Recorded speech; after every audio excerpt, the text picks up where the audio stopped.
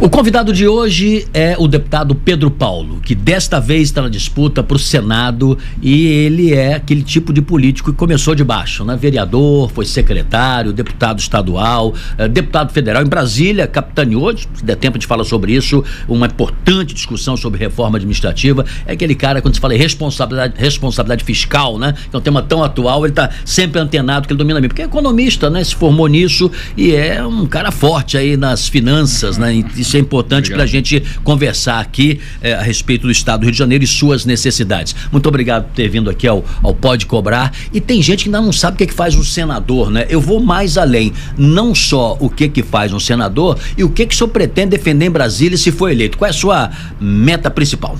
Sidney, que prazer estar aqui falando do Pode Cobrar. Obrigado por essa oportunidade, justamente por isso que você falou.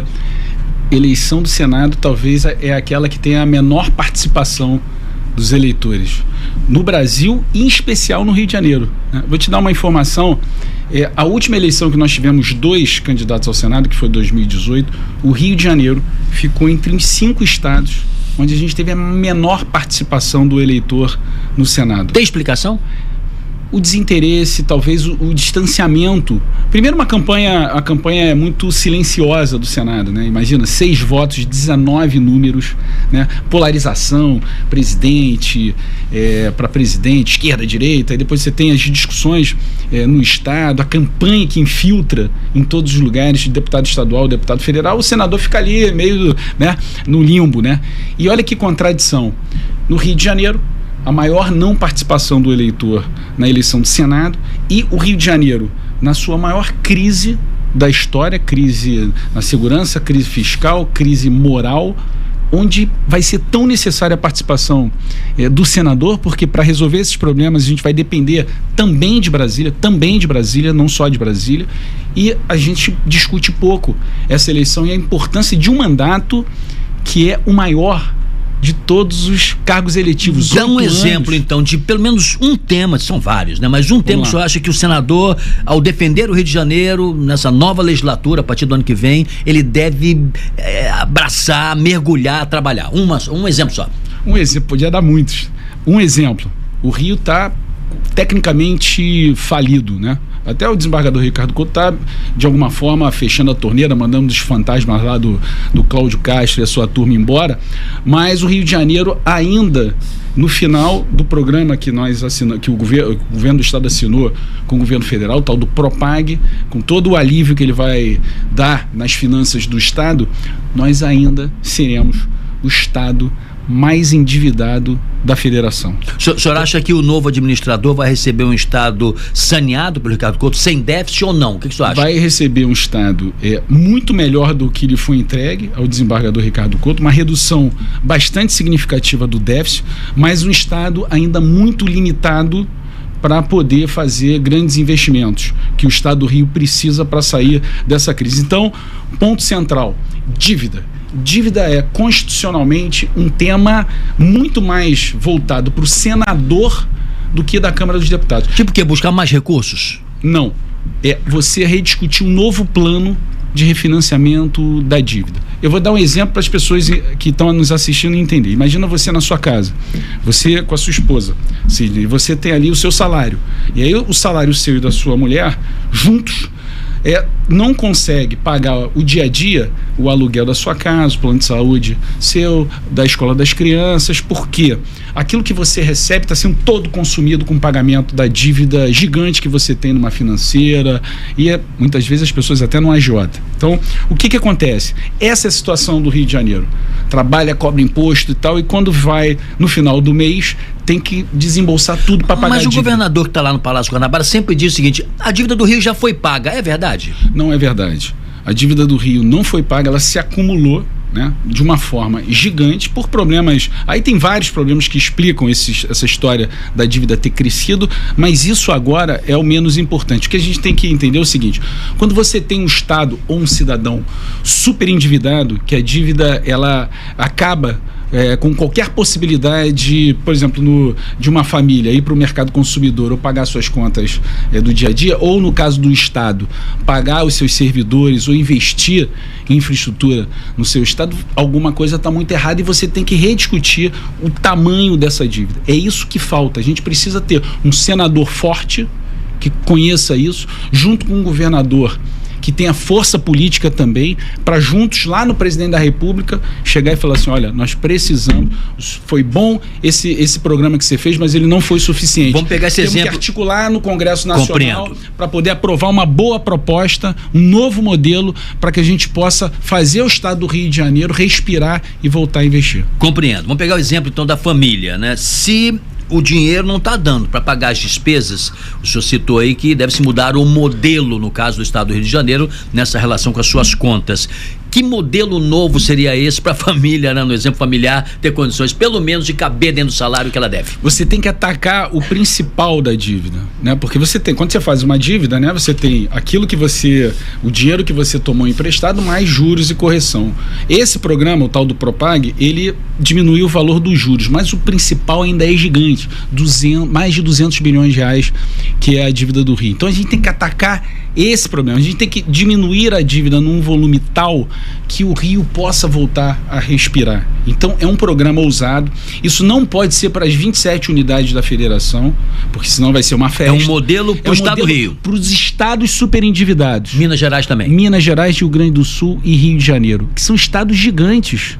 Verdade. É o segundo, terceiro e quarto estado da federação. Então você tem que fazer um modelo desenhado para esses estados. E aí, Sidney, desculpa aqui a falsa modéstia, mas tem que ter senador forte, senador que compreenda esse problema, senador que tem experiência de tratar esse problema. Eu tenho experiência no Legislativo, eu fui o relator e o autor do regime de recuperação fiscal, aquele que lá em 2017 tirou o servidor público da fila para receber cesta básica e conseguiu naquele momento organizar as contas do Estado temporariamente. Eu fui o autor lá na Câmara dos Deputados, tá? Agora a gente precisa dessa discussão no Senado. Sidney, para a gente ficar nesse tema, para encerrar, esse tema é o seguinte: quando a gente teve o regime de recuperação fiscal do Estado lá em 2017, foi para o Senado. A gente não teve relator do Rio de Janeiro para ajudar, para melhorar ainda mais. Quando nós fizemos o Propag, que é esse que está em curso agora, teve lá, o relator foi o deputado Luizinho, a gente discutiu muito sobre o Propag. Quando foi para o Senado, a gente não teve senador do Rio de Janeiro liderando essa discussão. Sabe quem foi que liderou no Propag? Foi o Rodrigo Pacheco, que era senador e de onde? Minas Gerais. Minas Gerais. Porque tinha interesse também o Rodrigo em Pacheco, olhar o seu estado, né? O senador forte, tinha sido presidente do Congresso, colocou uma série de benefícios para Minas no Propag, que ajudou muito Minas. E a gente perdeu essa oportunidade de ter um senador forte para ajudar o Rio. Então isso é a importância do Senado para uma discussão que é um pouco complexa, técnica, mas é uma discussão muito fundamental para o Rio de Janeiro. Para a gente poder pagar bem uma enfermeira que está na sala vermelha, trabalhando em plantão de 24 horas, a gente precisa remunerar bem o servidor. Para a gente poder melhorar a nota da educação no ensino médio no estado do Rio de Janeiro, que é uma vergonha, é a última colocada do Brasil, sem precisar colocar as crianças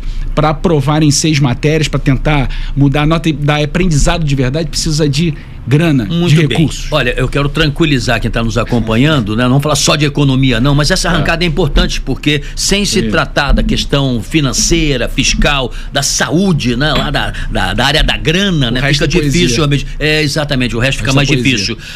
Mas agora há pouco mesmo uma pessoa ligada à sua assessoria deu uma boa notícia, falou: Sidney, o Pedro Paulo eleito, ele vai lutar lá para trazer os recursos para os 92 municípios, para as 92 prefeituras, né? Sendo isso mesmo, como fazê-lo com essa situação fiscal e financeira difícil? Qual é o seu projeto para isso? Vamos lá, Cid. É assim, a minha proposta como senador é recuperar a institucionalidade do mandato do Senado. E aí eu coloco como uma das minhas primeiras propostas. Durante os 8 anos de mandato, os 92 municípios, sem exceção, independente de quem seja o prefeito, da coloração partidária, da ideologia dele, se é de esquerda ou de direita, os 92 municípios vão receber recursos do senador Pedro Paulo durante os 8 anos, sem exceção.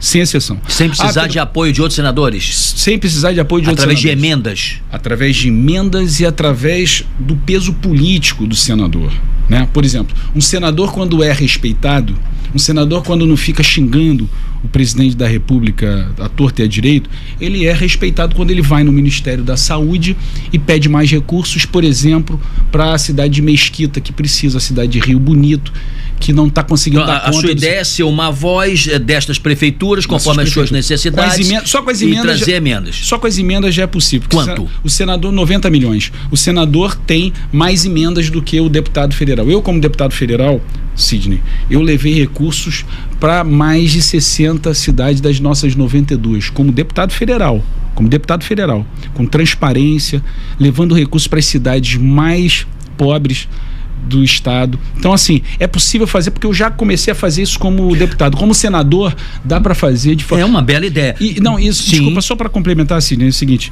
e é um absurdo. Quando você olha os senadores que nós temos no Rio de Janeiro, vou ficar nos dois do PL, soma eles dois, eles não têm somados, durante 8 anos de mandato, não conseguiram levar recursos para as 92 cidades com 8 anos de mandato.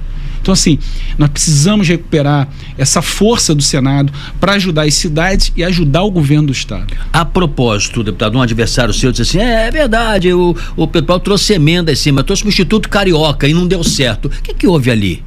Recursos que foram para universidades, porque eu também invisto em projetos sociais. Os meus recursos que são invisto em projetos sociais, que geram programas para terceira idade, para crianças, para jovens, todos eles, e aí essa conversa não existe, porque foram sempre destinados, em primeiro lugar para a UF, depois para a Universidade Unirio e agora para a Universidade Rural. Eu não faço emenda para instituto diretamente, muitos parlamentares fazem isso, senador, deputado. Eu só faço para a universidade pública, que faça seleção pública, que faça monitoramento das minhas emendas. Isso é uma coisa que eu prezo, que é transparência das minhas emendas, é entrar ou no site da Câmara ou nas minhas redes sociais, você está lá onde eu investi, com que critério eu invisto as minhas emendas, com que preocupações. Por exemplo, eu ajudo com as minhas emendas todo ano cerca de 40 a 50 instituições de pessoas com deficiência. E sabe como é que eu distribuo para essas instituições, Sidney? Eu não mando dinheiro direto para a instituição. A gente tem uma federação de instituições e ela faz essa curadoria, ela apoia as instituições, por exemplo, a destinar um investimento e para prestar conta daquele recurso. Então, assim, tem gente que é pouco criterioso na distribuição das minhas emendas. Eu tenho os meus critérios muito corretos, muito sérios em relação a essa Vamos entrar um pouco em política aí. Às vezes, deputado, a idade, né, os cabelos brancos, que é o meu caso, não, o senhor que é um garoto, um pouco mais de 50 anos. Me engana um pouco. Não engana não, você é jovem. Eu encontro com pessoas que falam assim, você está muito tempo no jornalismo e tal. Eu brinco, falo assim, tô desde as pirâmides do Egito, mas lá eu estava carregando pedra, eu era criança. Eu vou ser sincero, há muito tempo que eu não vejo todos os dias uma denúncia objetiva de corrupção, de desvio de dinheiro. É impressionante, né? O senhor acompanha a política de perto, o governo estadual tem feito uma varredura, né? Uma auditoria, não em todas as instituições ao mesmo tempo, algumas estão em andamento, mas já começa a descobrir, né? Problemas de toda ordem, funcionário fantasma, licitação mal desenhada, recursos esquisitos, até cama de casal se achou na presidência de uma instituição, coisa assim que difícil a gente explicar como é que uma coisa combina com a outra. Minha pergunta objetiva é por que o estado do Rio de Janeiro dá esse mau exemplo para o Brasil e todo mundo olha de fora para dentro e não consegue ver nossas qualidades e sim os nossos problemas, defeitos e mazelas. Por quê? Sidney, eu falei aqui do problema da segurança, do problema das finanças. O terceiro problema que a gente tem no nosso estado é um problema de vergonha na cara, é um problema ético, um problema moral nas instituições do estado do Rio de Janeiro, em especial a Assembleia Legislativa e o governo do estado.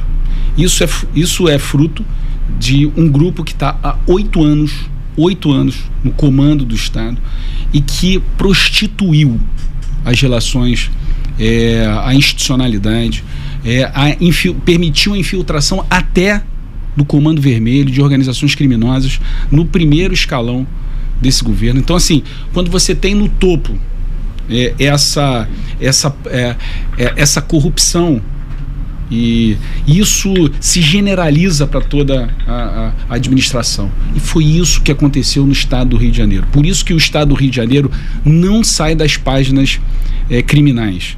Então, essa limpeza está sendo fundamental, desembargador Ricardo Couto. Olha a quantidade, olha como as vísceras estão sendo colocadas, estão sendo expostas dessa... Do que hoje está exposto e que mais te chocou?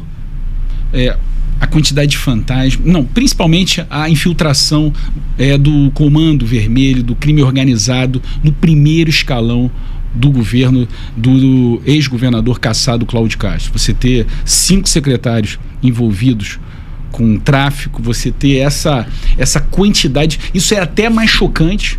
Já é muito grave você ter problemas de corrupção, superfaturamento, mas essa talvez seja mais chocante ainda, você permitir que um secretário do sistema penitenciário tenha envolvimento com o traficante, você permitir que você ter o presidente da Assembleia Legislativa, né, querendo ajudar um deputado que é envolvido com o Comando Vermelho. Eu acho que isso passa de todos os limites e o exemplo vem de cima, né, Sidney? Quando você tem esse tipo de permissividade, o Estado, ele desmonta, ele esfacela, ele se entrega à corrupção, que é o que aconteceu no estado do Rio de Janeiro. E dá para desmantelar isso? Porque o senhor falou que está um poder paralelo encruado, né? Tem que começar de cima o exemplo. Como? Com o Eduardo Paes governador. Um governador que tem autoridade moral, que tem experiência, que tem história de vida pública, que já teve a vida revirada e está aqui, ó, de cabeça erguida. Quando você começa com o exemplo de cima, isso irradia. Por que a Prefeitura do Rio não tem esses maus exemplos? Às vezes você tem problemas pontuais, mas assim, a coluna vertebral da Prefeitura do Rio, ela é limpa, ela é organizada, ela é decente, ela tem regras, ela tem institucionalidade, e você não vê esse nível de envolvimento que tem na Prefeitura quando você compara com o estado do Rio de Janeiro. Então, assim, não tem qualquer instituição, qualquer corporação, na sua família, Sidney, a gente começa pelo exemplo. Se o pai e a mãe não são pessoas decentes de bem, isso irradia para os seus filhos. Na corporação privada ou pública é assim. É dessa forma que nós vamos tirar o Rio das páginas criminais e voltar ao teu Rio, dando orgulho aos cariocas e fluminenses e ao Brasil. Vamos costurar aí o que um senador pode fazer para ajudar, evidentemente, num trabalho de depuração, né? A questão objetiva da área de segurança pública, que é um dos nossos grandes problemas, há necessidade de se investir numa polícia de inteligência, em equipamentos também e no material humano. O que é possível fazer para mudar a página e fortalecer, por exemplo, as forças de segurança, mas que elas sejam eficientes, democráticas, profissionais? Vamos lá, o senador pode ajudar de duas formas. Produzindo boa legislação, melhorando a legislação para aumentar a caixa de ferramenta dos governadores, em especial do governo do Rio de Janeiro. Então, por exemplo, o senador botar força para que a gente possa aprovar a PEC da segurança, né, que o governo mandou para a Câmara aprimorou, está lá no Senado parada, né? O senador poder apresentar ou mais legislação para poder ajudar a combater a segurança também por exemplo, eu quero defender como senador uma coisa que não entrou na PEC da segurança, que a gente possa colocar Receita Federal dentro do sistema de segurança, criar uma agência antimáfia, anti-organização. Mas a Receita ela é federal, ela teria um assento, é isso? Isso. Na Constituição. Na Constituição. Você pegar na Constituição, você colocar no artigo sobre segurança pública a Receita Federal, para que você possa ter informação cruzada. Esse é um ponto. Você colocar na legislação que escapou da PEC da segurança, escapou de outras legislações que nós aprovamos na Câmara e no Senado, que é o seguinte: existe algo que transmite uma sensação de insegurança terrível e uma insegurança real, que a gente chama do delinquente quanto mais. Aquele sujeito que tem 10 boletins de ocorrência, ele é preso numa delegacia em flagrante e ele é solto numa audiência de custódia, né? Porque ele não é réu primário, então ele é solto porque o juiz tem uma subjetividade muito grande para avaliar quem fica preso. Mas isso um senador só não pode fazer, né? Só mobilizar, né? Ele pode propor. Pode propor a lei e aguardar, mobilizar, defender. Aí precisa ser um senador respeitado, senador que tenha capacidade de articulação. Porque senador que fica lá em Brasília só xingando, só defendendo terra plana, né? Ou banheiro unissex, ideologia, ele não é respeitado, né? Ele lacra, na rede social, mas ele não é respeitado para pegar uma legislação e transformar uma boa legislação e transformar ela em realidade. Às vezes você tem um sujeito lá no parlamento, no Senado, que quer só às vezes falar aquilo que as pessoas naquele momento, com a dor que estão sentindo, querem ouvir, Sidney, mas não consegue. Aquilo ali está descolado de uma realidade possível de ser aprovada. Então, a propósito, mas só para concluir essa ideia do delinquente quanto mais, aqueles milhares de celulares que são roubados ali, o sujeito está com um monte de boletim de ocorrência. Se você colocar assim, o sujeito que tem mais de um boletim de ocorrência, ele tem que ter uma característica não mais de réu primário. Ele tem que ficar preso se ele delinquir mais uma vez. Então isso é contribuição que eu quero dar na área de segurança. Uma outra, só para fechar esse tema. Orçamento. A gente definir em legislação, aumentar até nas discussões que tem lá no Senado, o percentual dos recursos da segurança que vão para estados que tenham boas políticas de segurança. Mais um exemplo. O estado do Rio de Janeiro é o estado onde que os apenados no sistema penitenciário menos trabalham. Você vincular esse recurso, olha, se o governador colocou o bandido que está preso para trabalhar, para ele contribuir, entendeu? Ele vai receber mais recursos da área de segurança. Então, de um lado, se ataca com legislação, de outra, com recursos para ajudar na segurança. Deputado, o senhor é esclarecido, está se vendo, é preparado, é capacitado, né, para tratar de assuntos aos quais o senhor se dedicou como estudioso desde a juventude, economia, vimos isso aqui agora há pouco. A lei da maioridade digital é uma outra iniciativa sua aqui, importante, né? Combater o vício nas redes sociais, proteger a saúde mental de crianças, adolescentes, de fato é. Há pouco o senhor falava desse estilo, né, que os intelectuais chamam mais histriônico, né? O cara faz ele aparece na rede social, é muito combativo, não propõe lei nenhuma, não faz nada e acaba ganhando, de certa forma, uma projeção. Então, nós estamos no momento das redes sociais também. A nossa entrevista é de 50 minutos, né? Eu torço muito para que todo mundo assista ela inteira, mas tem os recortes e conforme quem recortou pode ser a favor ou contra. Como é que o senhor observa essas questões correlacionadas às redes sociais e que fazem com que as pessoas tenham uma visão parcial até da sua atividade? Sim.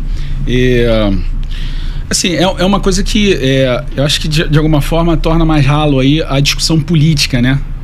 Por exemplo, se eu torço muito para que as pessoas assistam o nosso programa Os 50 Minutos, mas em geral o que as pessoas mais veem são os cortes que são feitos. Então, assim, o que a gente tem que lutar é para que a gente possa ampliar o debate, porque o debate saia desse ambiente de lacração, simplesmente a busca desesperada de um like, né, para que a gente possa fazer discussões mais consistentes, né, aprofundadas, importantes, né? Eu não defendo só a questão do orçamento público, da economia, ainda que essa seja uma especialidade do secretário de Fazenda, tem uma expertise, bastante experiência nessa função, mas também temas que são importantes. Você falou rede social, eu defendo que nós tenhamos uma redução da maioridade digital. O que é isso?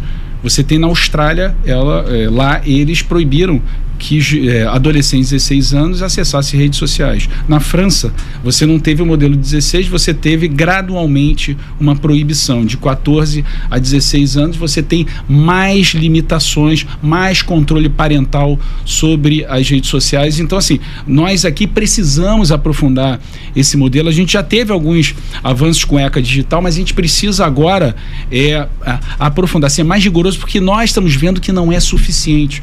Sidney, a minha mulher é atriz e ela é influenciadora digital. A Tati tem mais de 1 milhão e poucos mil seguidores. Assim, isso é uma preocupação constante, né? As redes sociais. Então, assim, eu acredito que isso é uma questão muito importante, né? Muito importante.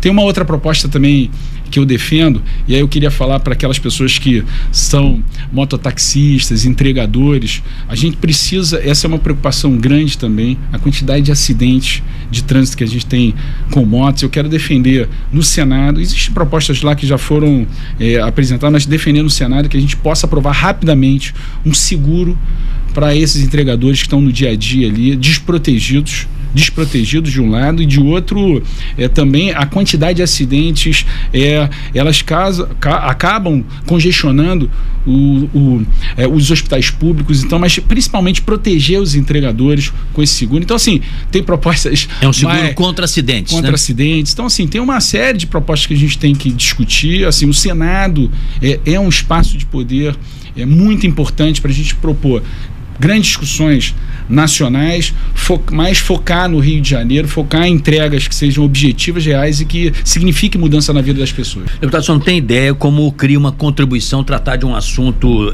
como esse, fundamental na discussão brasileira, com transparência. Eu queria que o senhor falasse também de uma outra iniciativa sua, que é esse auxílio para mães atípicas. Como é que é isso? Olha só, você tem um problema hoje que aumenta exponencialmente o autismo, né? A identificação do autismo, e o Estado tem que estar preparado não só para ajudar aquele jovem, aquela criança, mas também a família, principalmente as mães, que despendem tempo, né? Esforço, né? Dedicação para cuidar dessas crianças em todas as etapas, né? Seja no início, quando é detectado, no desenvolvimento. Então, o Brasil precisa oferecer para essas mães, essas famílias que cuidam das pessoas atípicas, tem que oferecer bolsa, tem que oferecer alguns tipos de privilégios e ações para que elas possam ter tempo, tenham recursos para cuidar dessas pessoas que precisam. O senhor há pouco dizia sobre emendas e a sua preocupação em auxiliar de alguma forma ou contribuir para a melhoria das universidades, né, destinando a estas universidades públicas. E a sua formação educacional é outro exemplo, né, de valorização. E eu penso igual nessa matéria. Eu acho que é muito importante mesmo nós investirmos em educação. Infelizmente, o IDEB tem mostrado que os índices de educação do Estado do Rio de Janeiro são muito ruins, mas muito ruins mesmo. O que um senador pode fazer para ajudar nessa matéria, o governador de estado, a governança, a gestão, a pelo menos resgatar o Rio da posição infeliz que está hoje? Olha, eu acredito que nesse tema, eu falei quando você me perguntou sobre segurança, produzir legislação e produzir algumas regras para distribuição de recursos. Na educação, eu acho que é menos legislação e mais regras para que a gente possa, ao distribuir os recursos federais para a educação, a gente exigir que tenham, por exemplo, metas, né? O Rio de Janeiro hoje não funciona assim. Não funciona assim. O Rio de Janeiro pode receber mais recursos federais na área de educação se ele melhorar o IDEB, por exemplo. O IDEB é o boletim. A minha fala inicial é com base nos números do IDEB. Sim, o IDEB é porque às vezes IDEB, a gente fala, IDEB é o seguinte, é o boletim, né? É o boletim, é o boletim médio, né, de todos os alunos do ensino médio no âmbito do Estado. Ele era, no último IDEB, que foi há 2 anos atrás, Sidney, o vice-lanterna. 27 unidades, o Rio, 26ª colocação. Aí o que aconteceu na época com o governo do ex-governador cassado Cláudio Castro e a secretária de Educação do Rodrigo Bacelar? Aí você começa a compreender por que não funcionou. Ao invés deles estabelecer uma série de políticas para melhorar a nota, quer dizer, ter ganhos educacionais no ensino médio, sabe o que eles fizeram? A única medida que eles tomaram, né, eles ficaram ali justificando, a única medida que eles tomaram, eles falaram o seguinte: olha, agora na rede pública estadual, passar de ano, a gente vai fazer um esforço para que os alunos passem de ano, mas esse esforço não é aula extra, não é maior interação da família, participação, melhora, investimento no professor, pagar mais do que o piso nacional para o professor do estado, que é o que menos o pior salário do Brasil entre os estados é do Rio de Janeiro. Aí você vai começar. E o senhor acha que uma próxima gestão de 4 anos tem que enfrentar? Tem que melhorar os salários dos professores, objetivamente. Mas sabe o que o governo do estado fez na política de educação? Para melhorar o IDEB, tem lá uma regrinha que é o seguinte: se passar mais, se for mais aprovado, você melhora o IDEB. Aí eles botaram o seguinte: se um aluno do ensino médio reprovar em 6 matérias, 6 matérias, ele passa de ano. Eles fizeram, foi a única política que eles fizeram. Tornou a aprovação mais palatável, mais facilitada, né? Mais automática. O que aconteceu com o IDEB do estado do Rio de Janeiro? Saiu de vice-lanterna para lanterna. Piorou. Eu estou falando só a média. Imagina a proficiência em matemática, em língua portuguesa. Então, assim, é algo que a gente precisa mudar a página urgente. O Eduardo Paes, nosso candidato a governador, tem falado isso permanentemente. O que nós fizemos na cidade do Rio de Janeiro, o IDEB na capital, na nossa capital, foi a capital que mais melhorou a nota do IDEB. Por quê? Porque tem política pública. O Renan Ferreirinha, que foi nosso secretário, fez uma série de políticas para que a gente pudesse melhorar. Por exemplo, a gente criou o tal dos JETs, que são ginásios experimentais tecnológicos, que melhoraram muito a nota das nossas crianças no ensino fundamental. Então tem um conjunto ali, um menu de... O senhor acha que esse plano de metas pode funcionar para a saúde também?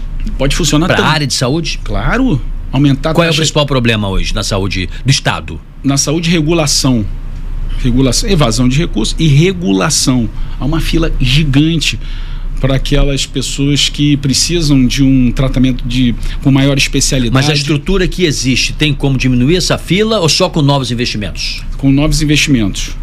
E também com essa, se vazar menos para a corrupção, se você tiver menos desperdício, se você tiver uma boa política de saúde, né? Mas também colocar mais recursos, porque a saúde tem um problema de subfinanciamento, poucos recursos, mas você também tem que trazer isso, uma visão mais estratégica da saúde. Por exemplo, Noroeste Fluminense. Né? Você tem um problema grave ali de alta complexidade que os moradores do Noroeste Fluminense dependem do atendimento na Baixada ou na capital. Então você tem que centralizar o atendimento. Tem prefeituras que às vezes compram ambulância para levar o paciente, né? Ambulância para levar. É o principal investimento. A propósito, deputado Pedro Paulo, voltamos um pouquinho à economia, mas é fundamental.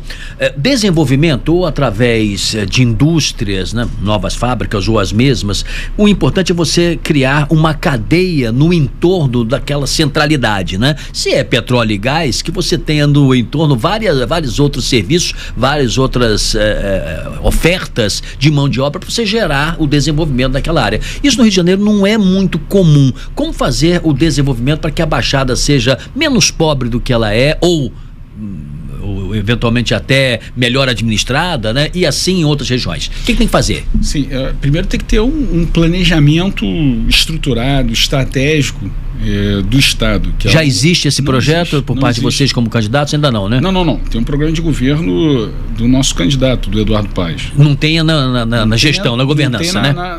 Por exemplo, Sidney, na cidade do Rio de Janeiro, eu fui secretário de Fazenda e Planejamento. As pessoas lembram de que foi de Fazenda e Planejamento.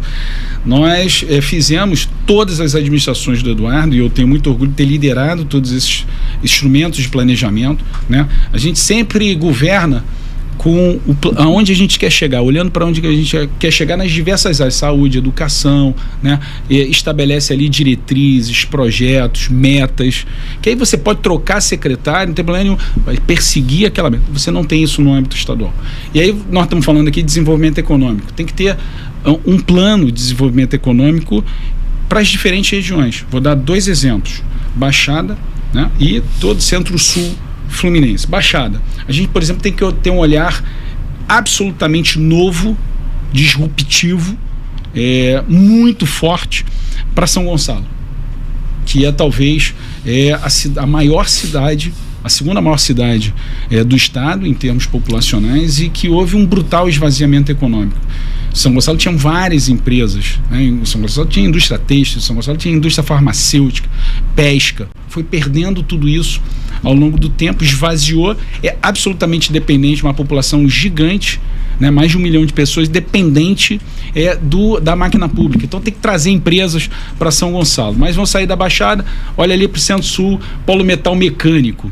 A gente tem um desafio, Sidney, que ali já é uma região que está na beira da Dutra, aquelas cidades de Resende, Itatiaia, Volta Redonda, tem muita indústria localizada ali, muita indústria que foi para essa região a partir de subsídios, de incentivos fiscais, e que vão acabar com a reforma tributária. Olha a importância de você ter plano, olha a importância de você ter um governador que possa entender esse processo e usar os mecanismos que novos mecanismos que não serão mais incentivos fiscais, para poder desenvolver, por exemplo, no polo metal mecânico, na produção que a gente tem de automóveis, passar para uma nova geração dos veículos elétricos, né? Basicamente, as indústrias que estão instaladas aqui no estado do Rio de Janeiro são veículos a combustão. A gente tem que passar para veículos híbridos e elétricos. Então, assim, esse investimento não vai poder ser mais feito com incentivos fiscais já, porque a reforma tributária mudou isso. Vai ter que ser com investimento, com recursos, né, para que a gente possa aproveitar o potencial que tem ali. Está ali na Dutra, 2 mercados consumidores, tem boa formação de mão de obra, tem logística adequada. Então a gente tem que colocar agora os recursos de maneira correta para a gente não perder essas oportunidades. Vamos buscar transparência como estamos fazendo aqui. Tem gente que diz assim, e essa sua segurança na resposta dá esse exemplo. O Pedro Paulo pode até se eleger senador, mas ele, se o Eduardo Paes ganhar, ele vai ser convocado para ser um secretário de Fazenda, ou enfim, ter um cargo no Poder Executivo. Se isso acontecer, o seu suplente é o Miro Teixeira, né, do PDT, então ele assumiria a condição. O que o seu coração diz mais? Ir para Brasília como senador ou ficar no Rio de Janeiro para ser secretário, se esse convite existir, se a vitória do Eduardo Paes também se consolidar? Sim, eu sou candidato a ser senador da República durante os 8 anos que é o mandato do senador. Mas eu fico muito feliz que meu nome primeiro tem que se eleger, né? Estamos interpretando esse cenário. Eduardo se elegendo, o senhor também, ou até não, mas se aceitaria essa condição. Mas eu me sinto orgulhoso do meu nome sempre ser ventilado, cotado para assumir outras funções também, seja secretário, da forma que você queira chamar, supersecretário ou ministro, assim, isso eu acredito que é algo que me envaidece, né? Não está fora do radar, se isso tudo acontecer, né? Eu sou candidato a senador da República. Sou candidato a senador, porque eu acho que tem um trabalho gigante que nós temos que fazer para o Senado. A escolha do Miro, eu não escolhi o deputado constituinte, deputado por quase 10 mandatos, né, que veio do PDT, da história do trabalhismo, de Darcy Ribeiro, Brizola, da educação em tempo integral. Eu não escolhi um homem que não tem uma vírgula de risco, de mancha na sua estatura moral, deputado constituinte, para ser ali alguém que vai assumir, mas para ele poder junto comigo, junto com o Sávio Neves, que foi a indicação do PSDB, que é sobrinho neto de Tancredo Neves e de Dornelles, para que a gente possa juntos num gabinete, seja um gabinete ali compartilhado de ideias, de propostas, e que essa suplência também signifique símbolos, né? Significa institucionalidade do mandato do senador. Eu não me esforço, composição política. Então, assim, eu acredito que isso é muito importante no Senado do Rio de Janeiro, a gente recuperar um pouco a institucionalidade de grandes senadores que nós tivemos do Rio de Janeiro, Dornelles, Darcy, Afonso Arinos, Nelson Carneiro, pai da minha querida amiga deputada Laura Carneiro, assim, que foram grandes senadores que o Rio de Janeiro teve no passado e que a gente precisa voltar a ter. Quando o deputado se refere a Miro Teixeira, fala constituinte, é porque em 1988, quando se discutia como seria a nova Constituição, que é essa que está prevalecendo, ele estava lá, né, e participou e conhece muito realmente a Constituição. Benedita também, né, fazendo uma história importante. Hoje várias vezes fala, isso é inconstitucional ou é constitucional? Perguntar para o Supremo ou não. Reforma administrativa, que é outro assunto também confortável, sobre o senhor trabalha sobre isso, mas é um tema muito espinhoso. O Estado é inchado, eu digo o Estado brasileiro, o governo, a máquina pública do Estado do Rio de Janeiro também é inchada, vai ser preciso um Eduardo, mão de tesouras para cortar ou não necessariamente? Qual é a sua leitura sobre isso para tornar um Estado, como muita gente fala, eficiente, competente, de preferência leve? Sim, assim, em primeiro lugar, assim, eu fiquei também muito, muito orgulhoso de ter sido escolhido entre os 513 deputados, e também posso falar aqui no Congresso Nacional, ter sido escolhido no Congresso o parlamentar para liderar esse debate no Brasil. Eu passei 1 ano e meio falando sobre esse tema, discutindo, criando uma proposta bastante consistente, robusta em relação a um novo arcabouço legal para melhorar o funcionamento do Estado, corajoso, que ataca pontos que são muito sensíveis para a sociedade, como privilégios, exageros que são cometidos pelos 3 poderes, que moderniza a administração. Enfim, eu fui um pouco líder desse processo. Quando a gente olha, Sidney, o debate, por exemplo, presidencial, né, toda a sabatina o podcast tem, as pessoas perguntam entre as propostas, os candidatos, boa parte dos candidatos falam, não, a gente tem que discutir a reforma administrativa, um pouco a atualização do Estado brasileiro, porque quando a gente vê como funciona o Estado, a gente paga muito imposto, isso. Mas quando a gente vê, por exemplo, como é que está o resultado de numa clínica da família, de um programa de educação pública, ainda está aquém do que nós merecemos. Então é preciso enfrentar essa discussão, reforma com diálogo, com diálogo. E talvez o meu nome tenha sido escolhido por essa capacidade de dialogar, de não fazer luta de classes, de não ser uma condição persecutória. Por exemplo, em toda a minha todo o pacote da reforma administrativa tem mais de 500 páginas de diagnóstico, boas propostas. Não tem uma vírgula que fale, por exemplo, do fim da estabilidade do servidor público, que já teve discussões no passado que às vezes até assusta um pouco determinados... E a reforma está em que estágio hoje? A reforma hoje, ela está apresentada, a PEC, ela está pronta para que a gente possa aprovar lá na Câmara, para ela depois ser discutida no Senado. Então, assim, esse é o tipo de reforma, como foi a reforma tributária, né, que precisa de um tempo de amadurecimento, e eu acredito que a reforma administrativa vem passando por esse período de amadurecimento para ela estar pronta nesse próximo ciclo, né, com um novo presidente, com um novo parlamento, ou com a renovação do mandato do presidente, com um novo parlamento, a gente possa colocar isso como uma das principais reformas que o Brasil precisa. Pedro Paulo, o senhor acha que a direita elegendo como pretende uma boa representação em quantidade no Senado, nós possamos ter 2027 para frente um Brasil mais conservador, ou o senhor não acredita que possa acontecer essa vitória, que a direita está muito trabalhando com intensidade, mas muito confiante que possa ter uma maioria conservadora? Qual é a sua visão do que pode sair das urnas? Eu diria, se tem alguma coisa que eu tenho certeza que vai acontecer às 17 horas do dia 4 de outubro, é que nós teremos uma Câmara dos Deputados no Senado Federal mais conservador. Isso eu não tenho dúvida. Eu não tenho nenhuma dúvida, as pesquisas mostram isso. Então assim, isso será um pouco o resultado. Então será difícil para qualquer governante, né? Vai ter uma mudança um pouco na estrutura, né? Sim. Então, ideológica da Câmara e do Senado. Nós temos aqui, por exemplo, do Rio de Janeiro, nós estamos trabalhando para que os dois senadores, eu e Benedita, né, somos senadores do campo democrático. A Benedita tem uma visão mais à esquerda, eu sou alguém com uma visão mais de centro, né?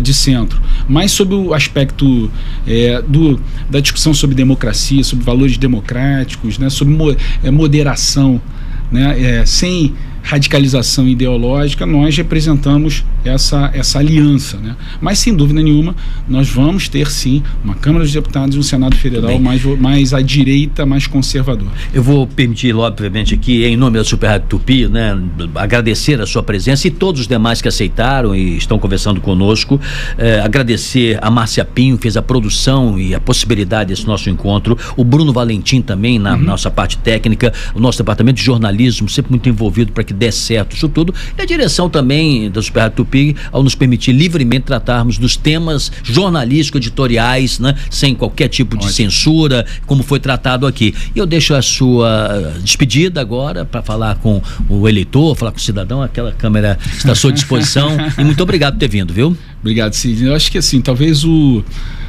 maior pedido e apelo que um candidato a Senado do Rio de Janeiro tem que fazer é pedir para que as pessoas tenham atenção à eleição do Senado. O Senado é um cargo muito importante, já a começar pelo mandato, 8 anos, né? A força que tem o senador, ela é muito decisiva para ajudar o nosso Estado na maior crise que ele está vivendo na sua história. As soluções dos nossos grandes problemas passam também por Brasília, a articulação do governador do Estado junto com o Senado, junto com o governo federal. Então a gente precisa olhar o Senado de uma forma diferente. A gente tem senadores que são senadores absolutamente ideologizados, que fazem do seu mandato uma trincheira para xingar presidente, para discutir temas que não são de interesse do Rio. Eu quero colocar à disposição a minha história, os meus 5 mandatos como parlamentar consecutivos, como deputado estadual, 4 vezes como deputado federal, a minha experiência, né, que tive na gestão pública, fui secretário de Fazenda, chefe da Casa Civil, a minha capacidade de diálogo, de articulação. Eu sou um parlamentar respeitado em Brasília, que discute grandes projetos, mas também sou um parlamentar do dia a dia das pessoas, das cidades. Eu quero, como senador, ajudar as 92 cidades, estar ali próximo aos prefeitos, os vereadores, que tem ali o sentimento, um pouco da angústia que vive a população fluminense, recuperar a institucionalidade do mandato do senador. Assim, em resumo, eu quero muito que as pessoas, ao eleger o Pedro Paulo senador, olhem ali e falem assim: rapaz, esse cara defende o Rio de Janeiro, é um senador respeitado que defende muito o meu estado, valeu a pena eleger o Pedro Paulo. Meu número é 555. Muito obrigado por sua presença e pela entrevista. Sucesso na sua campanha. Obrigado, Sidney.